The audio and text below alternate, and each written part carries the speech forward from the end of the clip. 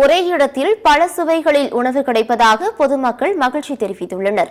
சென்னையில் நடைபெற்று வரும் உணவு திருவிழாவில் நாளுக்கு நாள் மக்கள் கூட்டம் அதிகரித்து வருகிறது.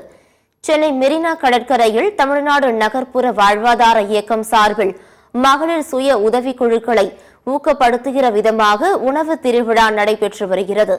வருகிற 24ஆம் தேதி வரை நடைபெறும் இந்த உணவு திருவிழாவில் வார விடுமுறை தினமான நேற்று குடும்பமாக வந்து பல வகையான உணவுகளை வாங்கி ருசித்தனர். அதே நேரத்தில் பார்க்கிங், கை கழுவதற்கான தண்ணீர் மற்றும் குடிநீர் வசதி போதாது என்றும் பொதுமக்கள் குறிப்பிட்டுள்ளனர். சூப்பரா இருந்துச்சு. உண்மையிலே நாங்கள் சென்னையில் சாப்பிட்டதோட நாமக்கல் ஃபுட்டு எல்லாமே நல்லா தான் இருந்துச்சு. நியூவாக இருக்கனால எல்லாமே எப்படி இருக்குன்றது இன்னும் கொஞ்சம் சாப்பிட்ணுன்றது இதாக இருக்குது. அதுக்கு சாப்பிட்ணும், நாளைக்கு வருவோம், பார்ப்போம். கொஞ்சம் கடுமையாக இருக்குது. கூட்டம் கடுமையாக இருந்ததுக்கு ஏற்ற மாதிரி இன்றைக்கி கொஞ்சம் பொருட்களும் கொஞ்சம் நிறைய போட்டிருக்கணும்.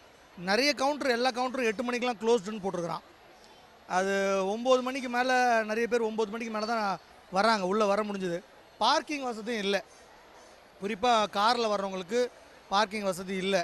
மெயின் ரோட்டில் எதுவும் விட முடியாது. அதனால் பார்க்கிங்கே சுத்தமாக இல்லாதனால எல்லாருமே ரொம்ப தூரம் விட்டுட்டு கிட்டத்தட்ட வயசானவங்களாம் ஒரு 500 மீட்டருக்கு மேலே நடந்து வர மாதிரி இருக்குது. ஃபுட் ஃபெஸ்டிவல் இப்போ தான் வந்திருக்கோம். 1 2 3 சாப்பிட்டு பார்த்தோம், நல்லா இருக்குது, பரவாயில்ல, ஒரு நல்ல விஷயம் இது. ஏன்னா மக்களுக்கு வந்து பார்த்திங்கன்னா ரெகுலராக பீச்சில் தான் இங்கே சாப்பிட்டுட்டு இருப்பாங்க. இந்த மாதிரி ஃபுட் ஃபெஸ்டிவல்லாம் நடக்கும்போது ஒரு என்டர்டெய்னிங்காக ஜாலியாக எல்லாரும் ஃபேமிலியாக வந்து சாப்பிட்டுட்டு போயிட்டுருக்கோம், நல்லாயிருக்கு.